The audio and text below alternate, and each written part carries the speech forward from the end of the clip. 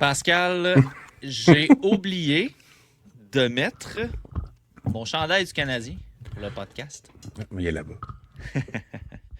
Et oui, je suis rendu avec un chandail du Canadien, Pascal. J'ai embarqué dans le train, chouchou. Non, pour vrai, tu sais, ça fait quand même quelques fois là, que je le dis, là, mais on dirait que j'ai toujours l'impression que je dois le justifier. Je suis toujours un fan des Pingouins, mais j'aime l'équipe du Canadien qu'on a à se mettre sous la dent. Depuis surtout que nos petits bébés, Lane Hudson, Ivan Demidov, Fowler, Bush, sont tous là. Fait que, Yes. c'est des joueurs qu'on a bien aimé suivre dans leur parcours. Fait que c'est plaisant de voir cette équipe-là qui est de retour, Pascal, en finale de l'Est contre les Hurricanes. Ouais, puis tu sais, c'est ça que ça fait quand on scout des jeunes, dans le fond, des espoirs. C'est-à-dire qu'on aime tout un peu toutes les équipes. Parce qu'on peut toujours aller chercher des joueurs qu'on a déjà vu jouer dans le junior, puis qu'on a évalué, qu'on a classé pendant une saison ou deux. Donc, c'est pour ça que t'aimes les Canadiens un peu à cette heure. Parce qu'il y a des petits, nos bébés. C'est parce que tu les regardes jouer. Ils étaient haut de même. Hudson, c'était plus haut de même. Ouais, c'est ça. Hudson, il est toujours à la même hauteur, effectivement. Sauf les Pingouins qui repêchent jamais vraiment. En tout cas, maintenant, ça va être correct. J'ai pas beaucoup d'espoir à me mettre sous la dent du côté des Pens. Non, mais il a quand même fait les séries. On peut lui donner ça à M. Dubus. Oh oui. Pascal, gros match 7 encore une fois du côté pour le partisan de hockey. Je veux dire, on se rappelle le match 7 du côté de Tampa Bay, c'était pas Jojo du côté du Canadien. La performance sur la patinoire laissait à désirer. Et la troupe de Martin Saint-Louis met sa cagoule puis vole le match encore une fois contre excuse-moi, j'ai reçu un message puis ça m'a complètement déconcentré. Mon Facebook est encore ouvert. Ça me fait ding-ding dans les oreilles. Ça, là, non, ça marche pas, ça. Contre Buffalo, un 7e match qui a été... qui a commencé solide, pareil. Ouais. Mais c'est ce que le Canadien nous a habitués jusqu'ici en série. C'est des départs soit vraiment très forts ou soit vraiment très mauvais. Puis après ça, on a de la misère à garder de la constance, je dirais, dans les matchs. Ouais. C'est soit des victoires, soit des défaites. C'est difficile. Non, mais la première période est quand même bien. C'est quand même, comme tu as dit, c'est quand même très bien passé. Le début de la deuxième, moi, je ne l'ai pas trouvé si pire. Mais la deuxième moitié de la deuxième, ou même le dernier trois quarts de la deuxième, oui, que c'est pas facile. Mais c'était mieux quand même que contre Tampa Bay, parce que Tampa Bay, il était juste complètement détruit. Là. Montréal faisait rien dans sa zone. Et au moins, il y a eu quelques attaques en deuxième. Troisième, ça n'a pas été facile non plus, mais c'était mieux qu'en deuxième période. Puis heureusement, en prolongation, ils ont été la meilleure équipe solidement. Là, puis ils ont scoré un but. T'sais, j'ai vu plusieurs commentaires comme quoi ils ne méritaient pas la victoire, blablabla. Mais OK, ça se gagne avec plus de buts que l'autre équipe. C'est exactement ça qui est arrivé. Donc, c'est comme à Michigan. C'est un but. Un but, c'est un but. Ben, tu sais, honnêtement, puis je peux en faire partie, mais je m'assagis avec le temps. Je pense que ceux qui disent que Montréal ne méritait pas le match, puis qu'il n'aurait pas dû gagner, puis c'est encore de la fraude, puis tout ça. Honnêtement, ça aurait été ça ou ça aurait été autre chose pour critiquer le Canadien. Ouais. Je veux dire, c'est du monde qui vont critiquer le Canadien, peu importe ce qui arrive. Puis, j'en ai déjà fait partie là, de cette gang-là. Là. J'ai changé ma veste. Mais tu l'as exactement dit, Pascal, en série, là, il peut arriver n'importe quoi. On l'a mentionné dans le dernier épisode, hein, rien n'est acquis en série. Ben, c'est ça. Rien n'est acquis dans le sens que tu peux dominer un match au complet puis finalement te faire entuber par le quatrième trio qui n'a jamais scoré des séries puis qui sort un but à ce moment-là. Par ta propre bande, ta propre porte la Zamboni à Montréal. En fait, c'est ça pareil. Là.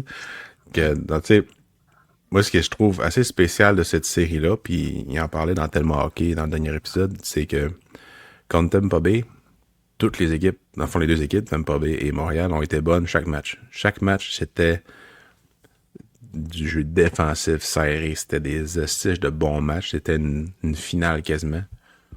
Puis contre les Sabres, les deux équipes se sont passé la balle de c'est toi qui est pas bon, c'est moi qui est pas bon, c'est toi qui est pas bon, c'est moi qui. C'était pas des matchs, c'était pas du tout pareil, puis on a parlé ça aussi dans l'épisode, c'est-à-dire que c'est une équipe qui est vraiment différente de Tampa Bay, puis le Canadien a joué un peu, quand il jouait ce hockey-là très ouvert contre Tampa Bay, ça fonctionnait pas.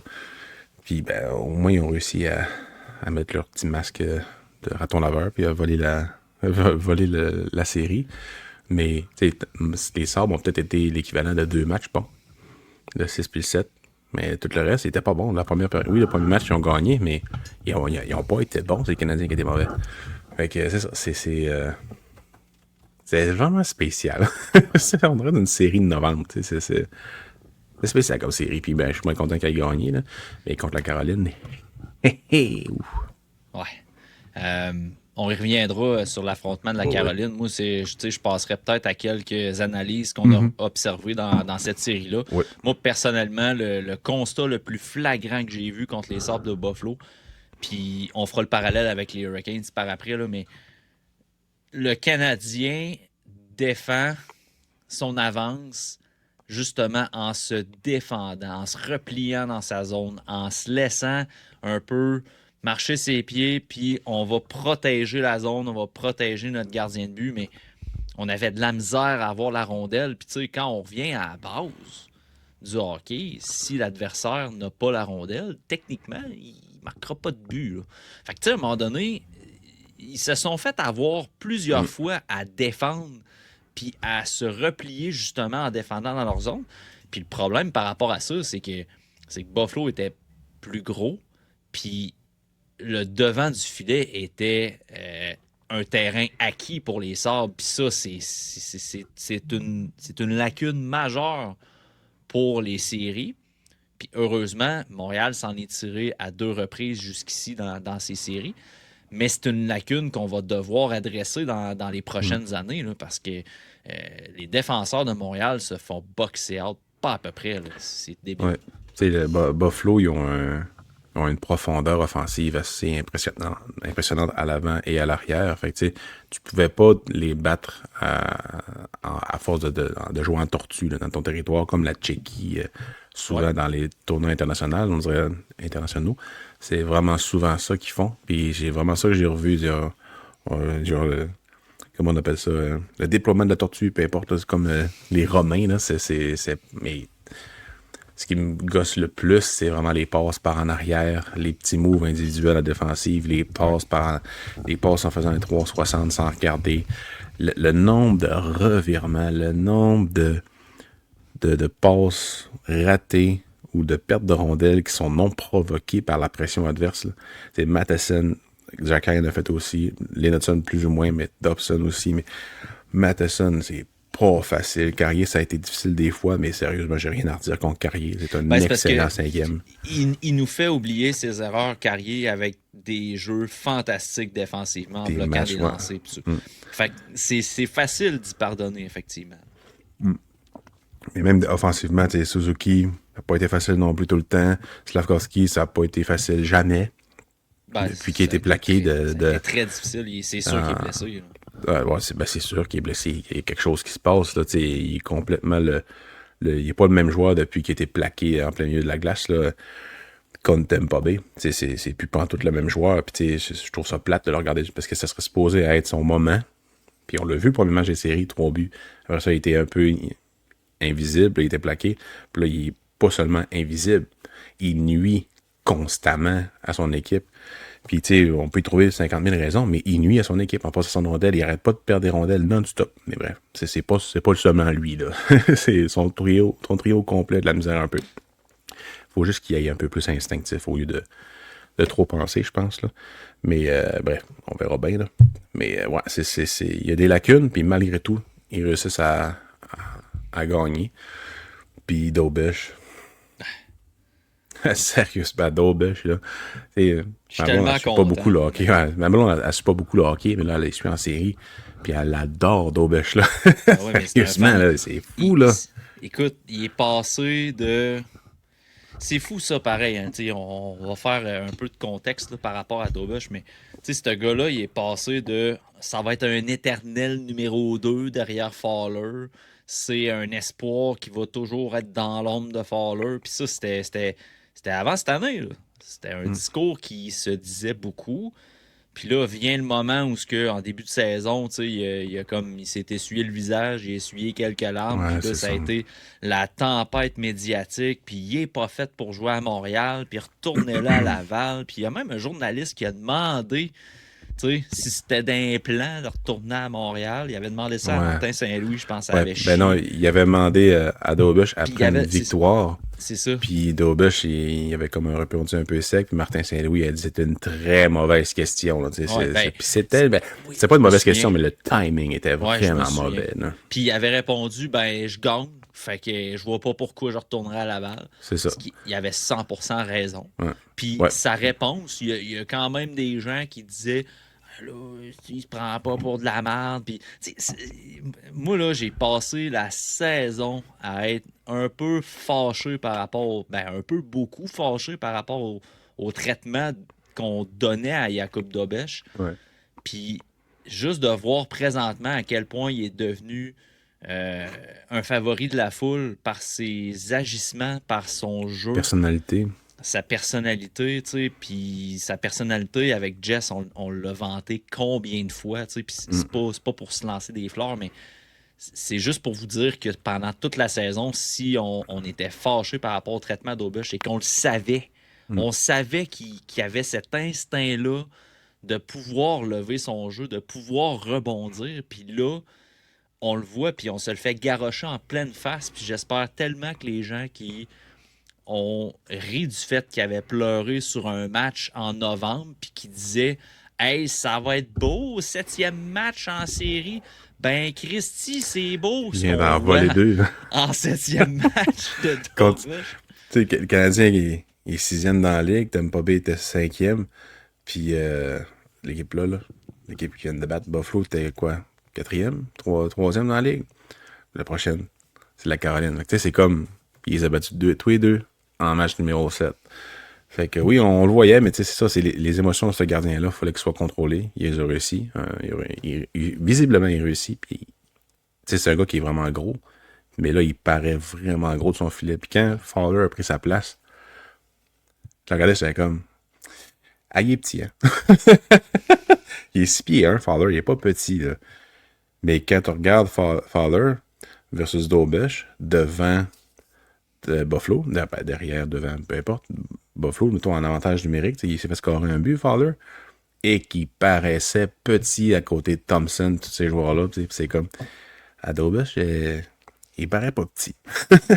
Fait que c'est comme deux bons assets de l'équipe. Peu importe s'il reste, peu importe s'il y en a qui se fait échanger contre peu importe qui. Les deux, c'est des joyaux là, pour l'équipe. C'est vraiment du bonbon. C'est un beau problème en sacrament d'avoir deux gars de 24 puis 21 ans, 25, 21 ans, devant le filet, puis que ça performe en série et en saison. Et c'est ça. Tu l'as vanté depuis longtemps, Dobush, et avec raison. Donc là, c'est drôle parce qu'on voit plein de journalistes puis d'analystes qui font « Ah, je vous l'avais dit en février. » Oui, c'est en février. Mais tu sais, c'est ça, c'est pas grave. Là, ils ont bien le droit de dire ce qu'ils veulent. Là. Parce que ça demeure un take quand même de dire que Dobush est le futur. Là. Peu importe quand est-ce que je le dis, ça demeure un hot take versus Fowler. Ben, c'est sûr que, tu sais, dans mes décomptes d'espoir du Canadien, ceux qui ont le guide de luxe, puis tu sais, je les partageais aussi sur Twitter, tu sais, j'ai toujours mis Dobush avant Fowler dans mon top des espoirs. Puis c'est parce que moi, je trouvais que le développement de Dobush, la qualité de sa combativité, sa façon de rebondir, tu sais, je le mettais en avant de Fowler, mais tout en disant que oui, Fowler, techniquement, c'est le gardien d'avenir, mais c'est pas garanti. Puis j'irais même plus loin, là. T'es-tu d'accord, Pascal, que tout va être à recommencer l'année prochaine? Ben oui, c'est des jeunes gardiens, c'est une jeune équipe. Tout est à recommencer tout le temps. Ben oui, ça va être à recommencer dans le sens que ça se peut que Dobush soit numéro 2 l'année prochaine. Montembeault numéro 1. Ouais, ça c'est un take. Non, mais tu sais, vous comprenez que présentement, là, il a acquis son poste de numéro 1 d'Aubush. L'année prochaine, au début de la saison, le gardien au match d'ouverture devrait être Jakub Dobeš. Oui. Mais après 2 semaines d'activité, ça se peut que Dobeš et Fowler aient le même nombre de matchs joués. Là. C'est à recommencer. C'est 2 jeunes gardiens. Puis pour moi, tant que tu es capable de les avoir à un prix modique pour ta masse salariale, ben, tu gardes les deux. Il n'est pas question de dire hey, là, on échange Fowler pour aller chercher le fameux deuxième centre. Check Dobeš, comment il va. Non. Tout est à recommencer l'année prochaine. Dobeš peut avoir un début de saison de merde. Puis si tu n'as plus Fowler, ben, tu vas dire ah ben là, on a peut-être fait une erreur. Tant que tu es capable d'assumer le salaire modique de ces deux-là, tu les gardes. Ah, je suis 100% d'accord avec toi. C'est ça, pour que Fowler parte, dans un échange, ça prendrait un retour assez mirobolant. Ce mot-là. Là. Puis qui implique un gardien. Oui, ben oui. Dans le sens que, tu sais, c'est facile à chercher.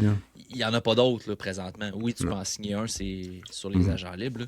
Puis là, je considère que Montembeault, c'est terminé. Là, c'est en considérant ça. F-N-E-N-N-I, Fanny. Non, c'est ça. Fait que, tu sais, si tu décides, mettons, au repêchage de faire un splash, là, une grosse transaction, puis tu prends Fowler pour aller chercher ton acquisition, il va falloir que tu signes des gardiens de but pour Laval, puis pour assister Dobeš, tu sais. Ben, contre qui, toi, tu laisserais partir? Ce serait intéressant comme à la Raph Lafrenière de TSLH. On laisse ça mijoter, Pascal. Bon, ouais. En commentaire, j'ai arrêté de parler aigu. En commentaire. Commentez pour qui? Pour qui vous laisseriez partir Fowler? Est-ce que Matthew Nice? Est-ce que Yash Pedersen? Peu importe, là, je dis des noms de même qu'on sait ou qu'il y a déjà eu des rumeurs sur le marché des transactions. Je ne tenterais pas d'avoir Fowler à Toronto, mais bon. Ben, tu sais quoi, Pascal? On va laisser les gens commenter sous la vidéo, on va commenter, dans le podcast, tout ça. Puis nous, on va revenir là-dessus dans un prochain épisode. Mais je peux tout de suite te dire que je laisse pas partir Jacob Fowler pour Austin Matthews parce que je veux rien savoir d'Austin Matthews dans une formation. Ce gars-là, c'est un poison pour une équipe qui veut aspirer à la Coupe Stanley. Voilà. Point. J'ai rien de c'est plus qu'il est vraiment magané. Il y a eu des commotions cérébrales, des blessures assez évidentes, puis sa production fait juste ça. C'est pas un leader. C'est pas rien savoir un exemple. Puis c'est pas un gars c'est pas un gars que tu veux dans la culture qui est en train de se développer à Montréal, à mon avis. Non, je suis 100% d'accord avec toi. Ça fait longtemps qu'on a fait un joueur mystère aussi. Bref, en commentaire... Tu veux rejouer au Kies? Ouais, en commentaire, pour qui vous mettrez en package ou bien 1 contre 1, peu importe. Fowler pour les Canadiens de Montréal, que ce soit un centre, un ailier, un défenseur, peu importe, comptez-vous. Les Hurricanes, Pascal, ça va être tough. On a dit ça pour toutes les séries jusqu'ici, puis que Montréal a été capable de se frayer un chemin jusqu'en finale de l'Est. Mais les Hurricanes ont joué 8 matchs présentement. Le Canadien en a joué 14. Ouais. C'est quand même une différence assez marquée. Ils n'ont pas joué depuis le 9 mai. Ils vont jouer le prochain match le 21 mai. Donc 12 jours de congé. Est-ce que c'est un avantage ou un inconvénient selon toi? T'sais, je sais que c'est une question qui est traitée un peu partout, ça, mais je suis curieux d'avoir ton opinion là-dessus. Le repos, tu le prends tout le temps. Absolument tout le temps. Un repos de 12 jours pour un athlète de ce niveau-là, c'est un atout incroyable. La seule affaire, c'est la fameuse rouille. Mais ils ont été dominants de A à Z cette saison. Donc la rouille de début de saison, ça n'a jamais été un problème. En retour des Olympiques non plus. Donc je ne vois pas en quoi ça pourrait être négatif, sauf pour peut-être le premier match ou la première période. Ah, c'est ça. Mais c'est là que j'allais. Négatif. Ouais. Je pense que Montréal peut sortir en Lyon à la limite à la première période. Premier match au complet, on va l'espérer, mais rapidement, les Hurricanes devraient se replacer. Je comprends que Montréal a eu le dessus assez facilement sur les Hurricanes pendant la saison. Pas facilement. Il y a au moins 2 matchs qui ont été dominés, mais que le Canadien a gagné. Puis ça mettait en sacrament à bravo.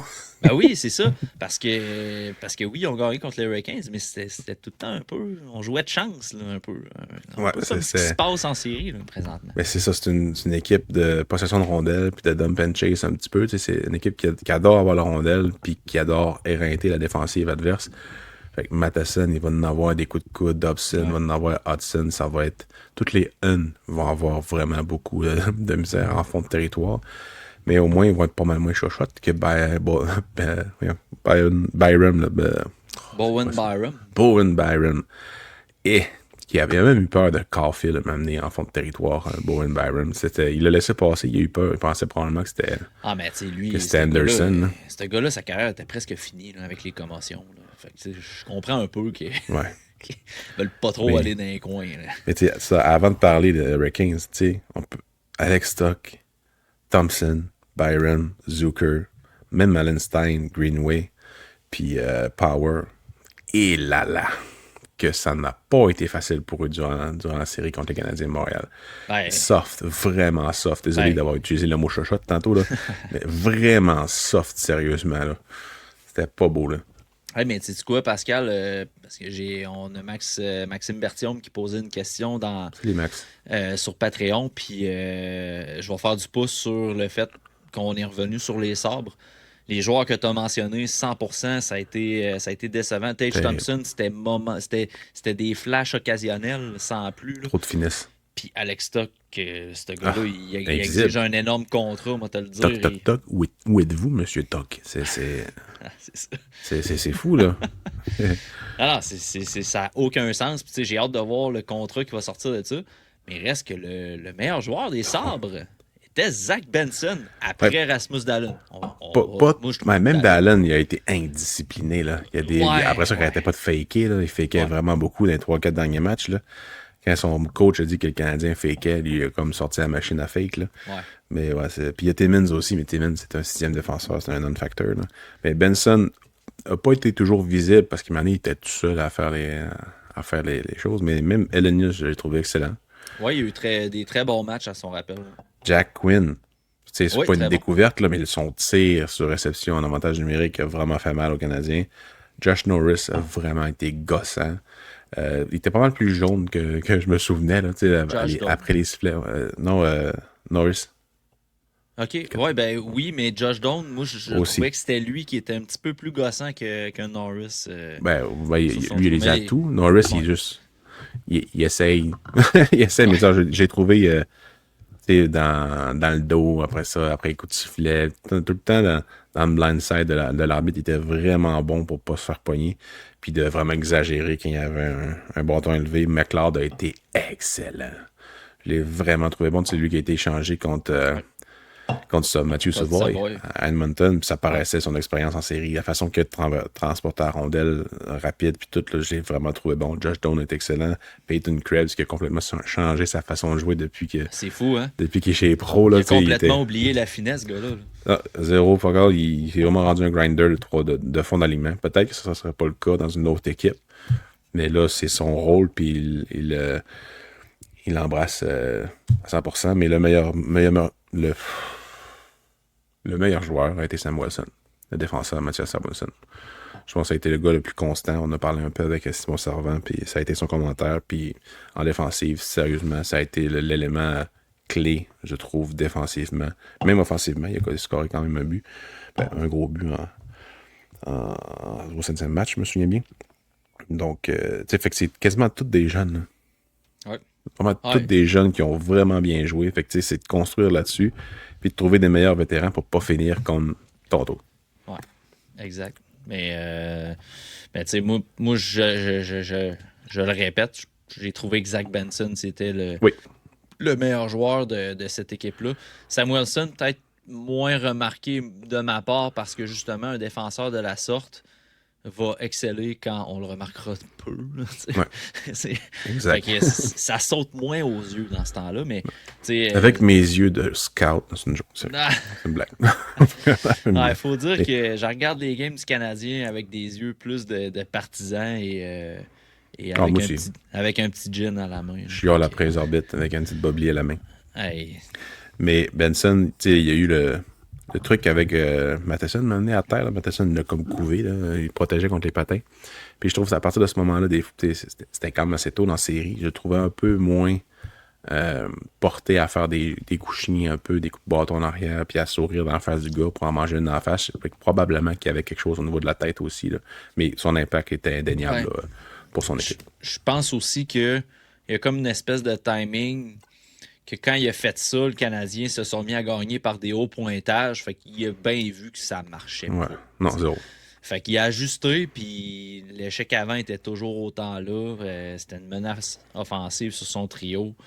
Fait que, tu sais, bien content, honnêtement. Nous autres, on a parlé de son profil quand même pas mal dans le dernier épisode, puis sur le site aussi, on a fait des textes, puis son profil qu'on dressait à son année repêchage correspond exactement à ce que on a vu en série, mais aussi à ce qu'on avançait, c'est que ce gars-là va aider une franchise à performer en série à cause de son style, puis ben ça s'est avéré vrai.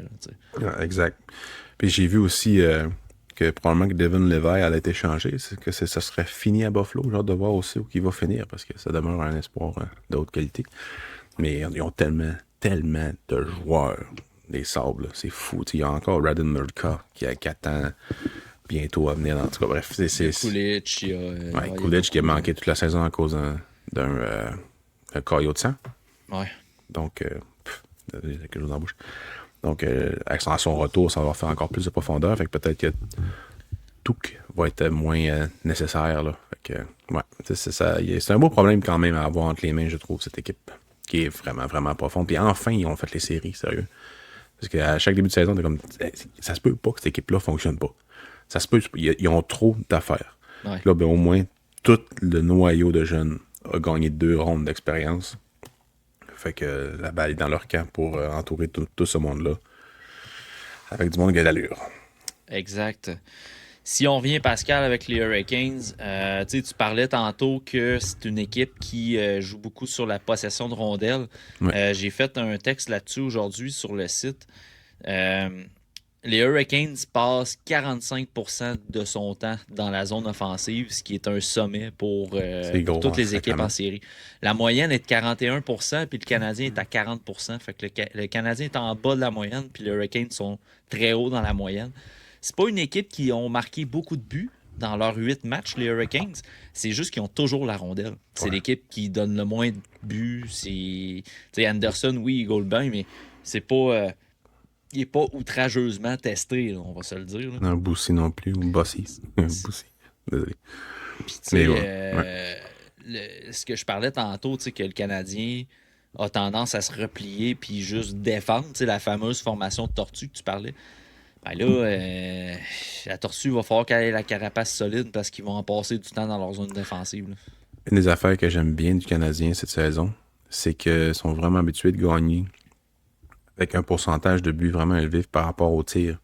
De genre 4 buts dans 17 tirs. Là. Puis c'est ce qui est dangereux pour la Caroline, c'est-à-dire qu'ils contrôlent la rondelle, puis ça va bien. Un petit revirement, le Canadien fait un échappé, un surnombre, puis ça fait un but. C'est une des spécialités des Canadiens là, de faire ça cette année. Genre de faire le mort un peu, là, puis boum! Couteau dans la gorge.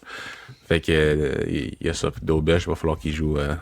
Le printemps à Lac qui s'était terminé assez difficile là, contre les Flyers. Il avait gagné contre les Pingouins, après ça Washington, mais le contraire. Puis après ça, c'était les Flyers. Ça a été assez terrible contre les Flyers. Ben, faut pas que ce soit ça cette fois-là. Là. Faut que le CH réussisse à se rendre en 5 ou en 7. Là. Moi, j'aime beaucoup la Caroline, la façon qu'ils ont construit leur équipe, qui est quand même pas sans rappeler Buffalo. Là. Buffalo, je crois, tente quand même de baser leur alignement sur la Caroline. Très bonne défensive. Un alignement qui n'a pas de super vedette incroyable, mais qui est très profonde, très serré. C'est juste que Buffalo est un peu plus offensif que la Caroline. Mais c'est ça, il faut qu'ils visent ça. Alors que le Canadien, c'est plus comme le Lightning. Mais bref, ça va être une grosse série pour Martin Saint-Louis. Près d'avoir, c'est un excellent coach aussi. C'est complètement deux Hall of Famers complètement différents, puis 2 coachs complètement différents, mais qui mènent leur équipe de très bonne façon. C'est le leader de chacune des équipes. C'est vraiment le leader, c'est le coach. Donc, ça va être quand même un gros choc là, de leader de Hall of Famer, ancienne vedette de notre jeunesse. Il y a quand même des similitudes, Pascal, au niveau des difficultés. Si on peut appeler ça des difficultés là, pour la Caroline, on s'entend que quand tu balayes tes deux opposants, c'est difficile de trouver des lacunes là-dedans. Mais le premier trio a de la misère à produire du côté des Hurricanes, un peu à l'image de celui du Canadien de Montréal. C'est plutôt le deuxième trio qui va être à surveiller. L'unité composée de Logan Stankoven, Jackson Blake et Taylor Hall, des gars qui étaient impliqués dans la transaction de Mikko Rantanen d'une façon ou d'une autre. Ce trio-là fonctionne très très bien. Logan Stankoven, ben c'est ça, ça va être un peu... il dérange pas autant que Zach Benson, mais c'est un peu la même situation qu'on avait avec Zach Benson du côté des Sabres. Un petit joueur qui, avec son profil... on se doutait bien qu'il allait se frayer une place dans la Ligue nationale. Puis là, présentement, je pense que c'est le meilleur buteur des séries, si je ne me trompe pas, avec 7 buts. À moins que ça fait un petit bout que j'ai pas regardé. Ben, New York a 7 buts aussi, donc ça serait OK, mais c'est ça, je pense qu'ils sont quelques-uns à égalité à 7. Là. Puis Logan Stankoven, je pense que c'est comme... Il y a plusieurs buts qui ouvraient la marque pour son équipe. Là. Quelques gagnants aussi. Fait que ça va être intéressant. Oui, puis tu sais ça, c'est une équipe qui est vraiment complète. C'est assez spécial de les voir aller. C'est Dorofeyev, je pense, qui est premier, avec 9 buts. OK. Ouais, c'est Dorofeyev. C'est ça que je regardais, là, désolé tout le monde. Mais il n'y aura pas de temps mort, mettons. Une autre affaire, par exemple, c'est que leur défensive, bien que quand même bonne et physique, a pas de Dallin, a pas de Byram. C'est pas une défensive qui est super mobile, exactement. Puis une des affaires que le Canadien a de la misère, c'est gérer des défenseurs qui sont vraiment impliqués vers l'attaque, qui arrivent en deuxième vague, dans le fond, en attaque. Fait que ça, moi, ça me plaît. Pour le Canadien Montréal, ça me plaît parce que si tu réussis à gérer un dump, puis que tu remènes ça l'autre bord, puis que tu es capable de faire du dump and chase ou ben whatever, ben leur défensive va peut-être avoir de la misère à gérer ça versus elle des Canadiens. Fait que faut juste qu'ils arrêtent de retourner par en arrière tout le temps. Ça me gosse. Puis je suis pas mal sûr que je suis pas le seul. C'est que ça gosse. Mais tu sais, tu parlais du dump and chase. On va espérer que ça aille mieux que contre les Sabres parce que pour vrai, le 3/4 du temps, ça finissait que c'était des... j'ai giveaway dans la tête. C'est pas nécessairement des revirements, mais on redonnait littéralement la rondelle à l'adversaire là, quand on dompait contre les Sabres. Donc on va espérer que justement cette stratégie-là fasse plus de sens pour le Canadien de Montréal. Donc, série qui commence ce jeudi. En commentaire, vous pouvez aussi nous écrire votre prédiction. Pascal, toi, tu pensé à ta prédiction? On met-tu Montréal en finale de la Coupe Stanley ou pas? Moi, j'ai mis Canadien, pas Canadien, j'ai mis la Caroline en 6. Depuis un bon bout déjà, j'ai vu la Coupe Stanley. Mais c'est sûr que je prends pour les Canadiens, je m'en sac de ma prédiction. Mais ça sera encore en 7, ça va être assez quelque chose. Là. Mais oui, j'ai mis la Caroline en 6 en raison de leur style de jeu hermétique puis éreintant. Puis les Canadiens ont déjà 14 matchs de jouer, donc ils ont un repos de 12 jours. Que je pense que sur la long run, ça va être peut-être difficile pour le Canadien de Montréal, mais on va avoir toute une série. Ça va être beaucoup de bagages d'expérience. Ouais, moi je vais y aller aussi avec les Hurricanes en 6 parce que premièrement, quand je prends toujours... Ben non, c'est pas vrai, j'avais pris Montréal en 7, je crois, contre le Lightning, fait que j'avais eu ma prédiction. J'ai pris en 7, ouais, moi aussi. Ouais. Mais je vais y aller avec les Hurricanes en 6, puis c'est ça, on va avoir de l'excellent hockey encore, du hockey fortement apprécié. Moi, personnellement, j'adore mon expérience de série présentement. Ouais. J'aime beaucoup le hockey qu'il y a sur ma télévision. J'aime beaucoup mon expérience sans mon téléphone pendant les matchs parce que, tu sais, c'est le fun à regarder le hockey. Mais c'est ça. on regarde le hockey, le Canadien, ils sont en série, ils gagnent, ils performent, tu sais, ça va bien, mais quand tu regardes les réseaux sociaux, c'est Félix Séguin, c'est un tas de merde. Les arbitres sont pourris. Tel gars, il a donné un coup de bâton à l'autre, mais tantôt, ils l'ont pas calé. Mais là, en 2016, ils ont pas calé ça. Puis là, ils le calent. Puis c'est quoi l'affaire? Puis, hey, appréciez donc le hockey, point. J'ai tweeté une affaire, ou XC, peu importe. C'est hier quand Daubush a été plaqué, puis c'était clairement une interférence là, du gardien de but. Oui, je suis d'accord. Puis le shift d'après, il y a eu un but, mais ça arrive vraiment souvent qu'un non-call fait un but tout de suite, puis ça arrive contre le Canadien, mais ça arrive aussi contre les autres équipes. Là. Ça me purge, mais ils ont gagné, donc c'est pas grave. Non, c'est ça. Mais moi, avec Belfield, c'est tellement lent versus tout le monde que genre, je l'écouterais sur Hockey TV, puis je suis en avance de 30 secondes sur tout le monde. Là, je suis en recul de 20-25 secondes. Fait que là, quand le monde il parle, puis que je vois les notifications sur mon téléphone, whatever, je me fais spoiler. Fait que, fuck it. Je lâche mon téléphone.